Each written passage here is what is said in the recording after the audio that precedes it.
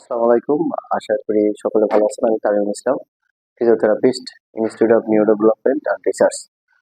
তো আজকে যে জনগুরুত্বপূর্ণ বিষয়টা নিয়ে আলোচনা, সেটা হলো অটিজম। অটিজম সম্পর্কে অনেকেই জানতে চেয়েছেন। তো অটিজম বিষয় হলো স্নায়ুর বিকাশে বাধাগ্রস্ত করা।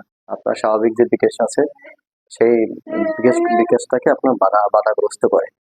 তো আসলে আপনার বাচ্চার অটিজম হয়েছে কিনা সেই বিষয়টা আপনি সংক্ষেপে সহজে একদম আইডেন্টিফাই কিভাবে করতে পারবেন, খুব সহজে আইডেন্টিফাই করা হয়। প্রথমে কথা হলো যে বাচ্চাদের যেটা হয় আর কি, প্রথম সাইন যেগুলো আপনার দেখা যায় তার ভিতরে এগুলো অনেকে হয়তো বলেন যে হাতগুলো আপনি ফ্লাফি হ্যান্ড বলে, হ্যান্ড ফ্লাফি বলে, হাতগুলো এভাবে খুব আনন্দ হলে হাতগুলো এভাবে এভাবে করে, ঠিক আছে? দেখবেন যে বাচ্চা কোনো খুশি হলে হাতগুলো এভাবে এভাবে করে।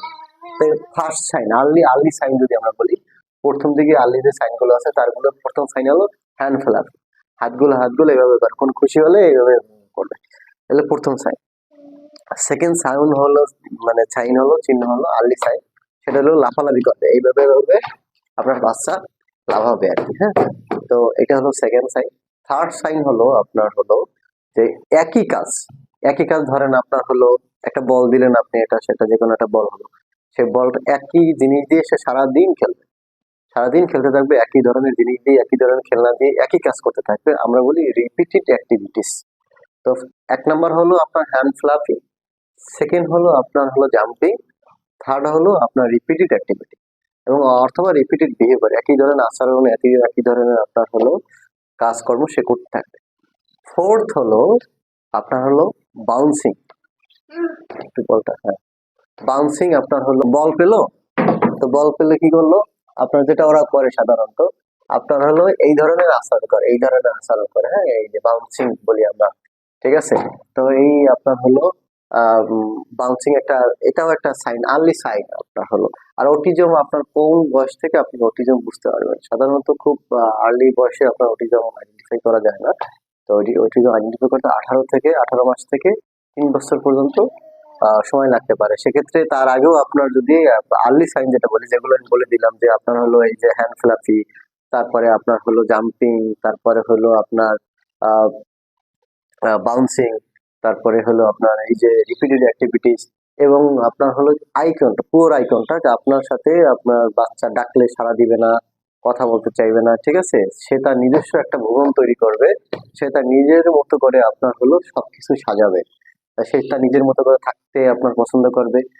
তারপরে আপনার যেটা হলো সেটা হলো আপনার সামাজিকায়ন, আপনার হলো সামাজিকায়ন, আপনার সোশিয়াল ইন্টারাকশন করতে, আপনার হলো কারোর সাথে কথা বলতে, এগুলো করতে আপনার সে পারবে না, সে আপনার পিছিয়ে পড়বে। সে তার নিজের ভুবন তৈরি করে, সেখানে আপনার সে নিজে খেলা করতে, নিজে কথা বলতে, নিজে চলাফেরা করতে অভ্যস্ত হয়। আর অটিজম বাচ্চাদের আর একটা বিশেষ বিষয় আছে, সেটা হলো সে নির্দিষ্ট রুটিন মেনে চলতে আপনার হলো পছন্দ করে। তো নির্দিষ্ট রুটিন মেনে যদি আপনি যদি তাকে আজকে একটা রুটিন দিলেন, সাপোজ আপনি আজকে তাকে হলো একটা ফল দিলেন, আপেল দিলেন, কালকে যদি আপনি তাকে অন্য কিছু দেন, সে ওইটা পছন্দ করবে না, সে আপেলটাকেই আপনার পছন্দ করবে। সে নির্দিষ্ট লাইফস্টাইল সে পছন্দ করে, এবং নির্দিষ্ট লাইফস্টাইলে সে থাকতে পছন্দ করবে এবং ভালোবাসে, এবং সেটাই সে করে। যদি সেটা ব্যত্যয় ঘটে, তাহলে কি হয়, সে আপনার অ্যাগ্রেসিভ হয়। তো মূলত আপনার হলো একটা হ্যান্ড ফ্লাফি, রিপিটেড বিহেভিয়ার বা activities, lack of social interaction, third number হলো আপনার বাউন্সিং, আপনার হলো জাম্পিং, এই ধরনের আপনার হলো যদি অ্যাক্টিভিটি গুলো থাকে, তাহলে বুঝতে হবে যে আপনার বাচ্চার অটিজমের লক্ষণ রয়েছে। তো ওয়ার্ল্ড হেলথ অর্গানাইজেশন WHO এর মতে 160 জনের ভিতরে বিশ্বে একজন বাচ্চা অটিজমে আক্রান্ত, এবং বাংলাদেশেও এটা নিয়ে বেশ গবেষণা হয়েছে। 10,000 বাচ্চার ভিতরে 17 জন বাচ্চা আপনার হলো অটিজমে আক্রান্ত। আরেকটা ব্যাপার হলো, এই থেকে পুরুষরা বা ছেলেরা সব থেকে বেশি আগানো। আপনার হলো মেয়েরা যদি 10,017 জন আক্রান্ত হয়, সেক্ষেত্রে পুরুষরা 21 জন আক্রান্ত হয়। তো আপনার বাচ্চার অটিজম রয়েছে কিনা সেই বিষয়ে খেয়াল রাখবেন। সকলে ভালো থাকবেন। আসসালামু আলাইকুম।